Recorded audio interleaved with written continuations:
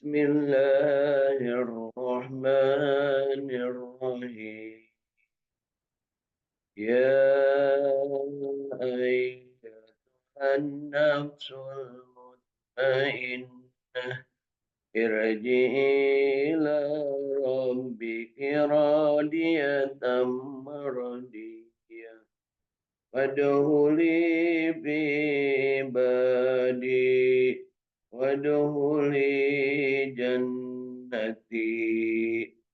بسم الله الرحمن الرحيم. ربنا لا تزغ قلوبنا بعد إذ هديتنا وهب لنا من لدنك رحمة إنك أنت الوهاب. بسم الله الرحمن الرحيم. ربنا أفرغ علينا صبرا وتوفنا مسلمين. بسم الله الرحمن الرحيم.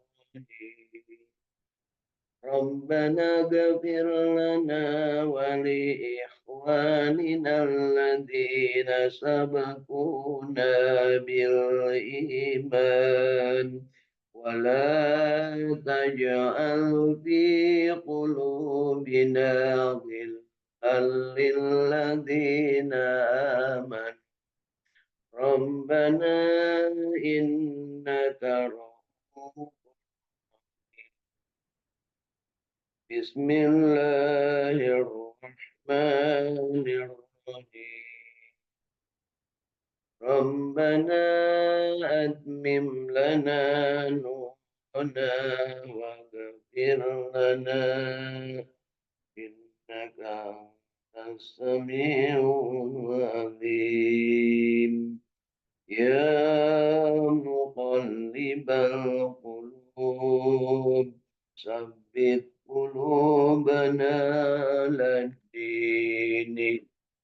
بسم الله الرحمن الرحيم. يا مقلب القلوب ثبت قلوبنا على الدين. بسم الله الرحمن الرحيم. يا مقلب القلوب ثبت قلوبنا على الدين. بسم الله الرحمن الرحيم. يا مصرف القلوب صرف قلوبنا على طاعتك. اللهم صل على سيدنا محمد وعلى آل سيدنا محمد. صلى الله على محمد صلى الله عليه وسلم. صلى الله على محمد. يا ربي صل وسلم. صلى الله ربنا على نور المبين أحمد المصطفى سيد المرسلين وعلى آله وصحبه أجمعين.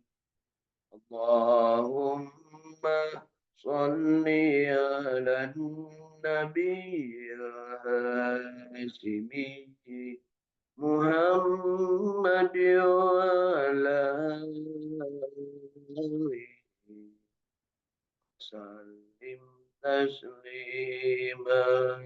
اللهم صل وسلم وبارك عليه. صلوا عليه. العالمين.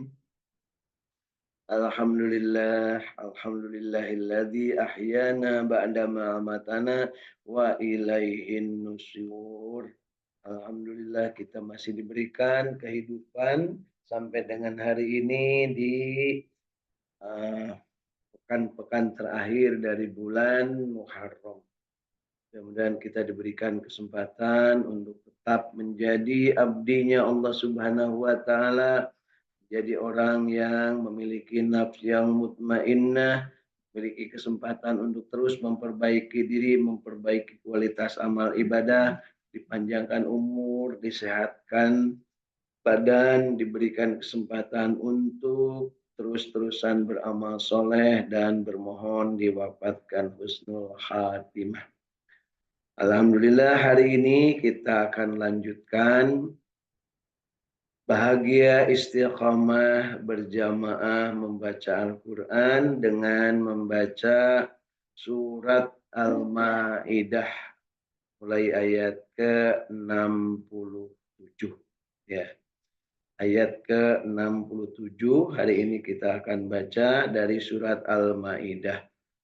A'udzu billahi minasy syaithanir rajim.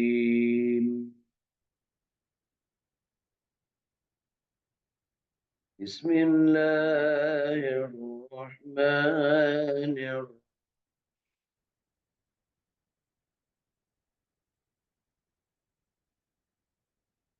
Ya ayyuhar rasul balligh ma إليك من ربك وإن لم تفعل فما بلغت رسالته والله يعصمك من الناس إن الله لا يهدي القوم الكافرين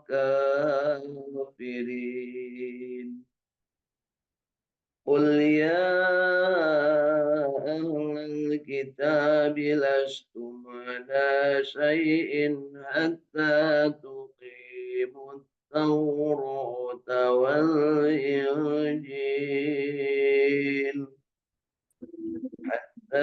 تقيموا التوراة والإنجيل وما أنزل إليكم من ربكم وليزيدن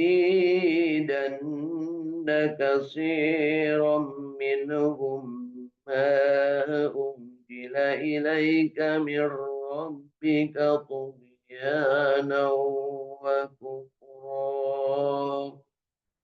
فلا تعس على القوم الكافرين إن الذين آمنوا والذين هادوا والصابئون والنصارى من آمن بالله واليوم الآخر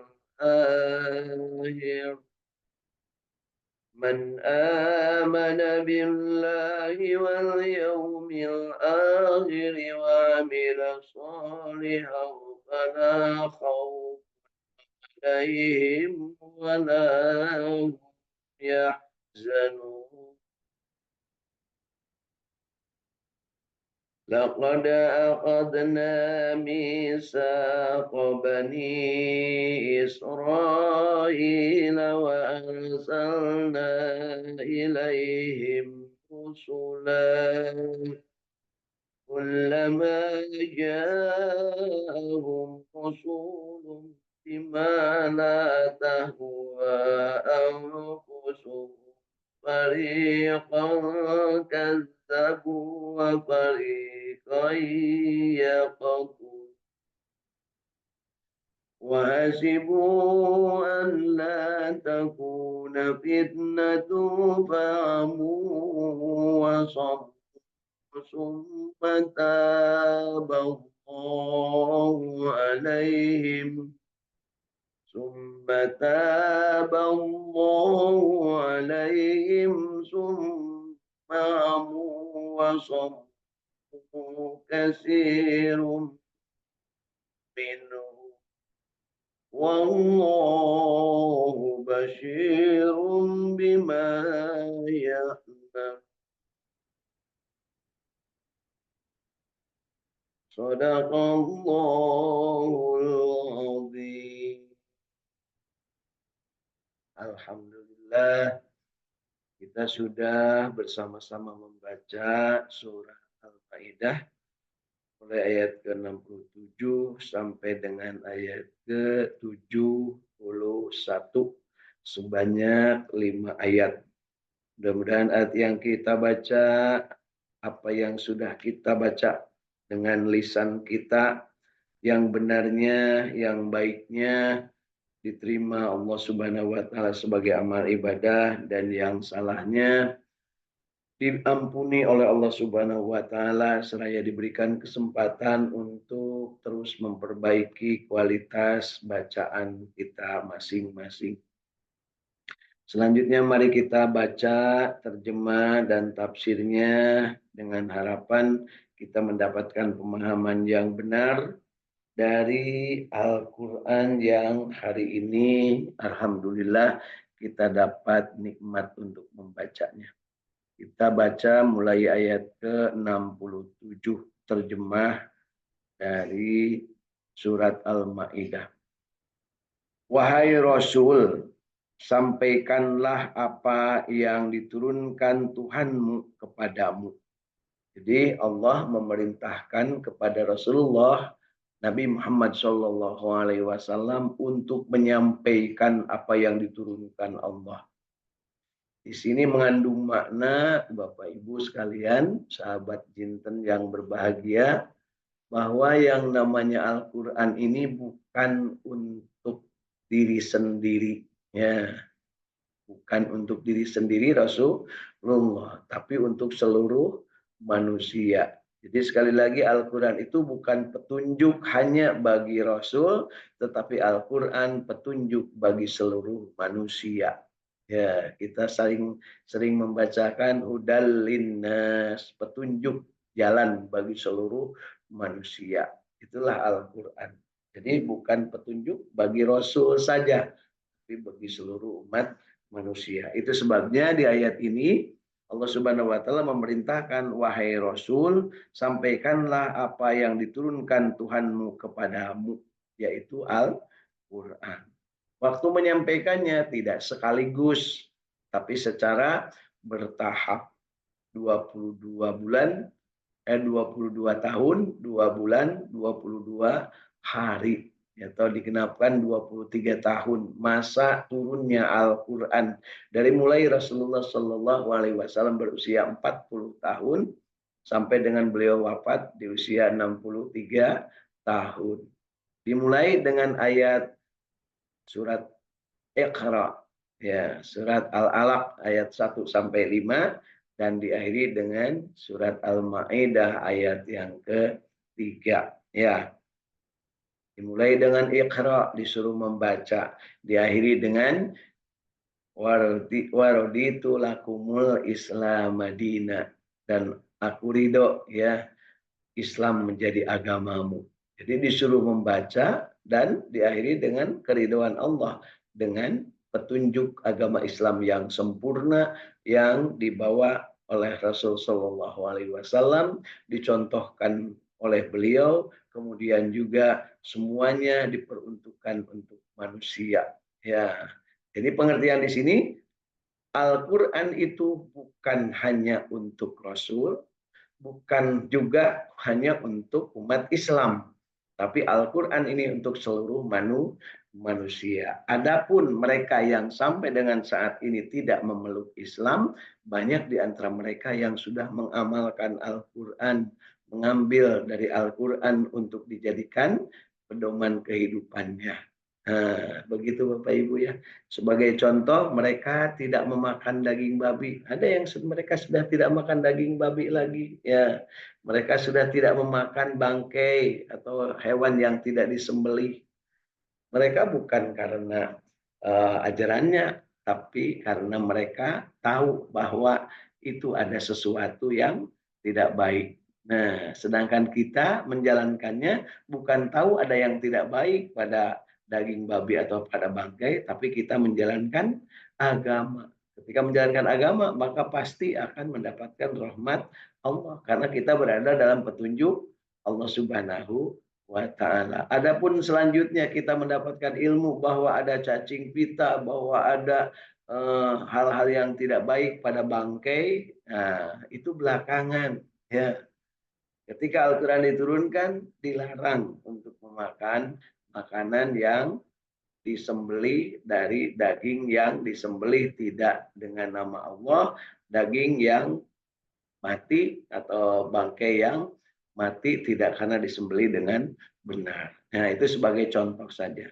Sama saja dengan kita ketika kita melaksanakan sholat, ya, melaksanakan sholat, berdiri, membaca bacaan, kemudian ruku, kemudian sujud, bagi kita itu adalah ibadah. Yang sudah memahami dengan benar itu adalah ibadah. Adapun dari ibadah itu ada manfaatnya berupa langsung, umpamanya menghindarkan dari terjadinya penumpukan kolesterol dalam darah, nah, atau mungkin mengakibatkan persendian menjadi tidak kaku dengan ruku dan sujud, ataupun menjadikan kita tidak darah tinggi dengan seringnya bersujud, ataupun tidak menjadikan diri kita ini segera cepat lelah kalau tidak berruku dan sujud umpamanya. Nah, itu adalah hikmah yang belakangan. Tapi intinya kita menjalankannya adalah karena ibadah kepada Allah. Ibadah artinya kita menjalankan perintah Allah. Kita tidak meminum khamar, kita tidak berjudi, kita tidak berzina, kita tidak membunuh, kita tidak menipu, kita tidak berbohong. Itu bukan karena kita takut akan akibat, tapi karena kita beribadah kepada Allah Subhanahu wa ta'ala. Jadi ada perbedaan mendasar ketika seseorang menjalankan perintah dari Al-Quran atau menjalankan apa yang diperintahkan Al-Quran atau yang dilarang oleh Al-Quran antara orang yang beriman dengan orang yang tidak beriman. Sama-sama menjalankannya. Bagi mereka, mohon maaf, ada yang sekarang itu menjadikan sholatnya itu sebagai upaya untuk menurunkan kolesterol. Rukunya harus sekian detik, sujudnya harus sekian detik, harus tertib dan sebagainya. Itu mereka pelajari untuk kesehatan dirinya, untuk kebugaran badannya, ya.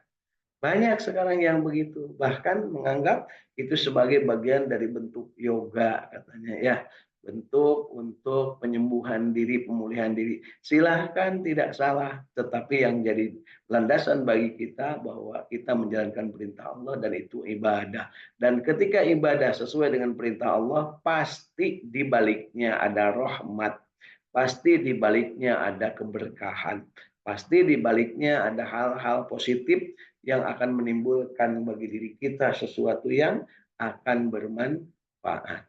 Jadi Bapak Ibu niatkan bagi diri kita dalam beribadah ini menghambakan diri kepada Allah Subhanahu wa taala dan perkara di dalamnya ada hikmahnya, ada unsur-unsur manfaatnya, itu adalah jangan menjadi prioritas. Nah, sebagai contoh minum air jam-jam, ya, bertawaf di Baitullah.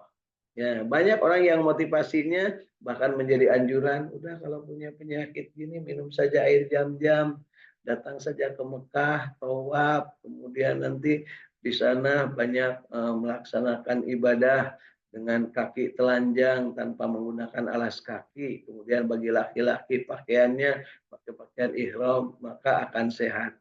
Ya pasti karena Allah yang memerintahkan. Tetapi tidak sedikit sekarang yang itu menjadi motivasi, menjadi niatan. Ya, hati-hati ini jebakan-jebakan Batman ya. Dari yang namanya ibadah, kemudian banyak yang ditransformasikan menjadi oh ibadah ini hikmahnya ini. Sehingga yang ada di benaknya itu adalah hikmahnya, bukan ibadahnya. Contoh yang paling nyata juga adalah membaca Al-Quran itu akan memberikan kesehatan baik secara fisik ataupun kejiwaan. Nah, ini kalau dilihat dari berbagai fenomena saat ini, banyak orang yang sekarang itu membaca Al-Quran untuk mengobati kejiwaan. Ya, umpamanya, nah ini paling paling gampang ya. Ketika kita banyak masalah, maka bacalah Alam Nasroh katakanlah 11 kali setelahnya sholat duha umpamanya. Ya, loh, kenapa mesti 11 kali? Kenapa mesti setelah sholat duha? Ya, itu ternyata digali dari berbagai torikoh, dari berbagai informasi yang kemudian dihimpun, diturunkan, sampailah kepada orang-orang saat ini. Oh, kalau seandainya lagi kesulitan pembayaran hutang, punya hutang, baca Al-Waqiah sekian kali. Oh, seandainya dalam keadaan sakit apa, maka bacalah ini. Silahkan, itu tidak keliru. Ada pernah dicontohkan, tetapi yang paling penting membaca Al-Quran itu adalah ibadah. Dan ketika menjalankannya sebagai ibadah, pasti Allah akan memberikan rahmat di dalamnya. Di mana kita tahu bahwa Al-Quran sendiri yang menegaskan, Allah Subhanahu wa Ta'ala menegaskan, wa nunazzilu minal Quran ma huwa syifa wa rahmatul lil mu'minin wa la yazidud dolimina illa khasar. Nah, jadi tidak aku turunkan Al-Quran ini katanya, Wanunazilu sesungguhnya kami turunkan Al-Quran. Nah, ini untuk menjadi menjadi syifa, menjadi obat, menjadi penawar, menjadi pemberikan kesembuhan, kesehatan. Warahmah lil mu'minin, dan menjadi rahmat bagi orang beriman. Ya, wala yazidud dolimin, sedangkan bagi orang-orang yang dolim hanya akan menambah kesulitan, kerugian. Wala yazidud dolimin illa khasar. Artinya mereka mah dengan membaca Al-Quran, dengan diperintah, dengan dilarang berbagai hal yang tidak dibolehkan, mereka malah merasa menderita. Nah, dan ruginya itu bukan hanya di dunia, tapi mereka di dunia dan akhirat. Sedangkan kita keuntungannya membaca Al-Quran itu di dunia dan di akhirat. Ya. Nah, termasuk di antara kita juga ada yang meyakini bahwa dengan membaca Al-Quran maka akan kerongkongan sehat, tenggorokan sehat, napas sehat, badan sehat, nadi sehat. Itu adalah bagian dari hikmah yang semuanya itu akan diperoleh ketika kita beribadah kepada Allah dengan membaca Al-Quran. Nah, mudah-mudahan kita termasuk yang meyakini membaca Al-Quran ini karena memang kita landasannya adalah iman. Jadi landasan kita membaca Al-Quran adalah iman kepada Allah Subhanahu wa Ta'ala. Karena kita ridho bahwa Allah itu Tuhan kita. Raditu billahi robba. Kemudian kita juga yakin bahwa Islam ini agama yang paling benar dan agama yang ada hanya satu dari sisi Allah. Inna dina indallahil Islam. Sesungguhnya agama di sisi Allah hanya yang lain, hanya Islam. Sedangkan yang lain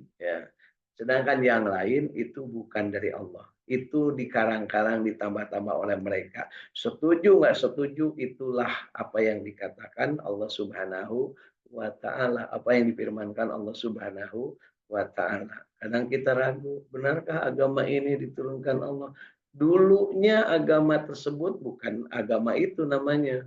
Dulunya Islam. Taurat itu mengajarkan untuk Islam. Nabi Musa itu Muslim. Nabi Ibrahim Muslim. Nabi Daud Muslim. Nabi Sulaiman Muslim. Nabi Isa Muslim. Ya. Jadi semuanya Taurat, Injil dan Zabur itu diturunkan untuk umat Islam di masanya.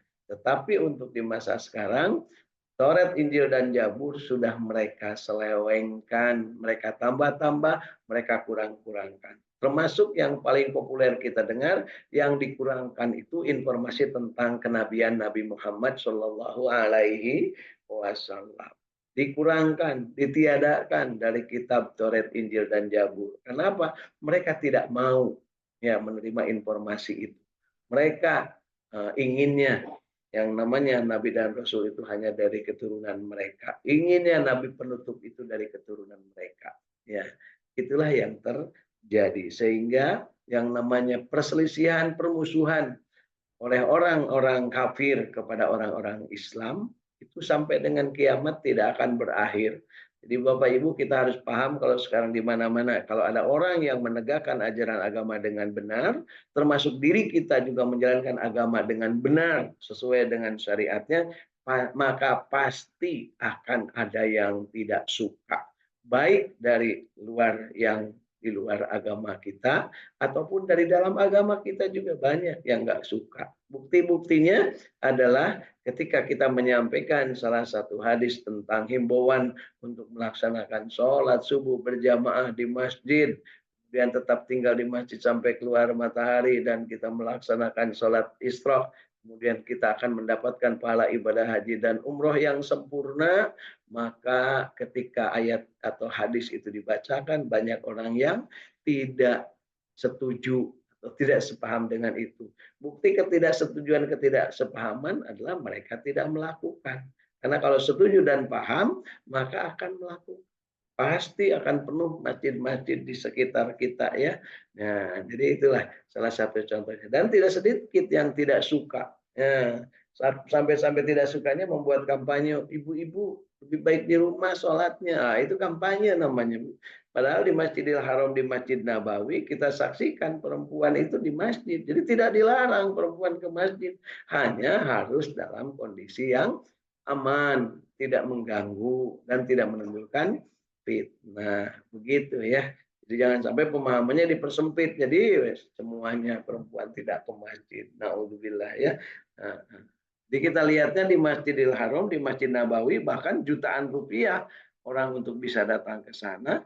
Kemudian mereka juga datang sampai ke tempat tersebut dan melaksanakan sholat subuh berjamaah di masjid perempuan. Ya, jadi dengan dasar itu, dengan landasan itu, maka tidak dilarang perempuan ke masjid untuk melaksanakan sholat subuh berjamaah.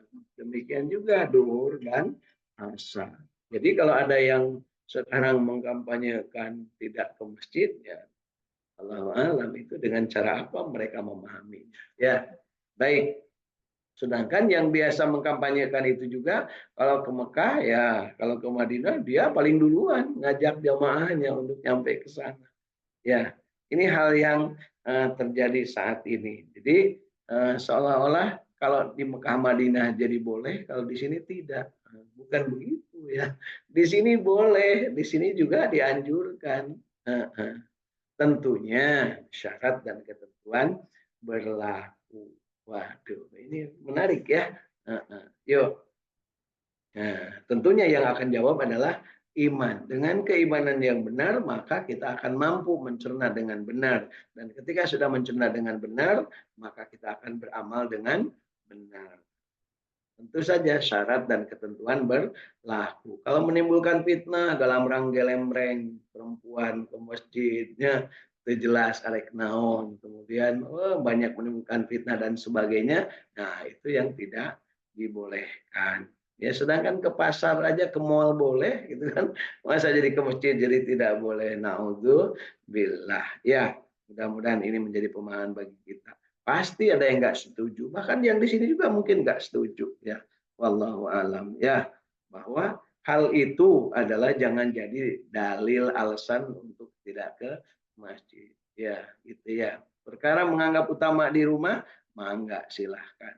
Tapi jangan sampai menimbulkan hal yang apa namanya eh, menimbulkan keraguan pada diri kita. Ini ada pertanyaan, pernah baca katanya sebaik-baik wanita sholat di dalam kamarnya, itu hadis bukan? Iya, itu kalau bagi yang tidak aman.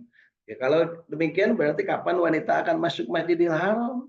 Kapan wanita akan melaksanakan tawaf? Kapan wanita akan masuk Masjid Nabawi? Kapan wanita akan berbondong-bondong ke Raudhah? Raudhah itu masjid, ya kan? Gitu. Ini yang harus dipahami. Ingat syarat dan ketentuan berlaku. Artinya yang tidak menimbulkan fitnah. Kalau dengan suaminya datang ke masjid atau mungkin dengan mahramnya, ya alhamdulillah. Tapi kalau menimbulkan fitnah, kembali ya ini pasti diskusi ini akan panjang dan terutama bagi yang nggak setuju akan ramai. Ya.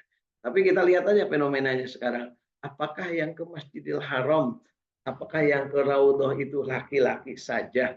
Ya. Sampai-sampai akibat banyaknya perempuan yang ingin ke Raudhah dijadwal ke Raudhah itu tempatnya. Tapi tentunya jangan sampai meskipun perempuan ini berkeinginan tinggi untuk ke masjid, kemudian celungung jadi imam datang ke masjid, hayang adan, kan gitu ya. Kemudian pengen di depan, tetap syarat dan ketentuan berlaku di belakang. Sebaik-baik shop bagi perempuan adalah yang paling belakang. Tapi sekarang malah kalau perempuan ke masjid banyak yang cicilegegan ke hareup punya naruh sajadah di depan paling dulu oleh pembantunya, dianya belum datang. Ya ini diceritakan karena memang itulah yang terjadi ya gitu. Yang tidak dicontohkan dilakukan, sedangkan yang dicontohkan tidak dilakukan. Nah, begitu ya. Jadi perhatikan. Jadi kalau jawabannya lihatlah apa yang sekarang terjadi bahwa yang namanya tawaf itu wanita itu di masjid tawaf itu. Tidak ada yang tawaf di kamarnya ya gitu. Kemudian sholat berjamaah juga di masjid. Ya, kembali syarat dan ketentuan berlaku. Dan raudhah itu adalah masjid. Jadi kalau ke orang yang berpendirian begitu wanita lebih utama di kamarnya, maka kalau ketika umroh atau ketika ke Madinah pasti ngajar daud di kamar wae gitu ya, moal ka raudhah, moal ikut ka pelataran apa namanya Baitul. Masya Allah. Nah ini patut jadi cernaan bagi kita sehingga kita harus yakin. Bagaimana kalau kita bisa meyakinkan bahwa kita itu aman ke masjid? Ajak mahramnya. Bagi yang ada suaminya tentu dengan suaminya. Bagi yang ada temannya atau mungkin sesama perempuan barenglah minimal berdua. Kan gitu ya. Jangan sesoranganan kan gitu ya. Kemudian yang repot lagi adalah suaminya di rumah perempuannya ke masjid dan sekarang itu juga ada fenomena semacam itu ya gitu baik. Nah berikutnya dijelaskan di dalam ayat ini bahwa wahai Rasul sampaikanlah apa yang diturunkan Tuhanmu kepadamu, jika tidak engkau lakukan ya jadi tidak engkau lakukan artinya tidak menyampaikan Al-Qur'an ini kepada apa namanya kepada manusia di sekitarnya. Padahal manusia di sekitarnya waktu itu belum ada yang Islam. Bayangkan nyampaikan Al-Quran kepada orang yang belum Islam. Ingat bahwa ketika Al-Quran diturunkan tidak satu pun di Mekah itu ada orang Islam. Termasuk yang namanya istrinya Rasul belum Islam waktu Al-Quran diturunkan ayat pertama. Nah, sehingga satu ayat demi satu ayat disampaikan maka berbondong-bondong masuk Islam dan kemudian di akhirnya di tahun ke-10 dari hijrah ya tahun 10 hijrah berbondong-bondong masuk Islam. Idza jaa nasrullahi wal fath wa ra'aitan nasa yadkhuluna fi dinillahi afwaja. Ya dulu berbondong-bondong masuk Islam ya. Nah, pada saat itu disebutkan oleh Allah bagaimana sikap yang harus dilakukan. Ya, di dinillahi afwaja fasabbih bihamdi rabbika wastaghfir innahu kana tawwaba. Jadi saat itu orang-orang yang di sana sebelum berbondong-bondong masuk Islam adalah mereka kaum Syabi'in ya kaum Syabi'in yang belum pernah tahu ilmunya karena orang Mekah waktu itu tidak baca Taurat, tidak baca Injil, tidak baca Zabur, artinya tidak mau belajar, mereka buta huruf. Termasuk dalam hal ini Kanjeng Nabi Muhammad SAW tidak pernah baca Taurat, tidak pernah baca Injil, tidak pernah baca Zabur, dan tidak pernah belajar ketiga kitab tersebut, termasuk beliau ummi, tidak bisa membaca, ya, tidak bisa membaca, buta huruf. Tapi setelahnya Al-Quran diturunkan, maka beliau menyampaikan dan itu kemudian perintahnya adalah baca, gitu ya. disuruh membaca bagi yang tidak bisa membaca. Nah, ya apa yang harus dibaca? Diterangkan bismi rabbikal khalaq. Karena yang selama ini mereka pinter membaca, kayaknya seperti kita, tapi tidak pinter menghubungkannya dengan bismi rabbik, dengan membacanya karena Allah. Bisa jadi kita juga baru sekarang ini membaca, oh itu ya artinya, oh itu ya isinya. Nah, mudah-mudahan sebelum mati kita sempat memahami Al-Quran secara utuh. Makanya perlahan-lahan satu ayat demi satu ayat kita baca terjemahnya, tafsirnya. Mudah-mudahan kita dapat pemahaman yang benar. Begitu ya. Jadi jangan khawatir. Karena apa? Banyak para sahabat juga termasuk para syuhada yang meninggal sebelum Al-Quran utuh diturunkan. Banyak ya. Masuk Sayyidina Hamzah, Al-Quran belum selesai diturunkan, Sayyidina Hamzah sudah mati duluan di perang Uhud. Termasuk yang meninggal di perang Badar. Sudah mati duluan sebelum Al-Quran tamat diturunkan. Jadi Sayyidina Hamzah itu tidak pernah menamatkan Al-Quran selama hidupnya. Jadi Bapak Ibu, ya, karena beliau keburu mati. Bapak Ibu yang sekarang jarang menamatkan Al-Quran, jangan khawatir. Satu ayat, satu ayat, satu ayat. Mari kita baca sama-sama. Tapi kita sekaligus untuk memahami karena kita tidak menguasai bahasa Arab, jangan khawatir meskipun banyak yang meledek, nggak apa-apa, biarin aja kita baca terjemahnya. Mudah-mudahan Allah memberikan fa'alhamaha fujuraha wa taqwaha, takwanya yang kita buka, kemudian kita amalkan. Begitu ya. Jangan kepalang tanggung, ya udahlah dulu nggak nyantri, nggak pernah ngaji, juga nggak punya seragam untuk pengajian, maka tidak ngaji. Jangan gitu ya. Ya, kemudian sebutkan jika tidak engkau lakukan apa yang diperintahkan itu, berarti engkau tidak menyampaikan amanah Tuhanmu dan Allah memelihara engkau dan dari gangguan manusia. Sungguh Allah tidak memberi petunjuk kepada orang-orang yang kafir. Jadi Bapak Ibu, ketika kita menyampaikan Al-Quran, yakinlah Allah yang akan melindungi kita. Jangan takut, sampaikan kebenaran meskipun pahit. Nah, ini di ayat ke-67 begitu penekanannya bahwa Al-Quran itu wajib hukumnya disampaikan oleh kita meskipun hanya satu ayat. Dan kalau kita tidak menyampaikannya, berarti kita berbuat dosa. Nah, dan ini yang suka disorot orang. Baru bicara satu ayat, udah nyampaikan. Saya menyampaikan karena saya yakin yang harus disampaikan itu satu ayat, satu ayat. Al-Quran diturunkan bertahap. Ya, mudah-mudahan bermanfaat. Yuk kita akhiri.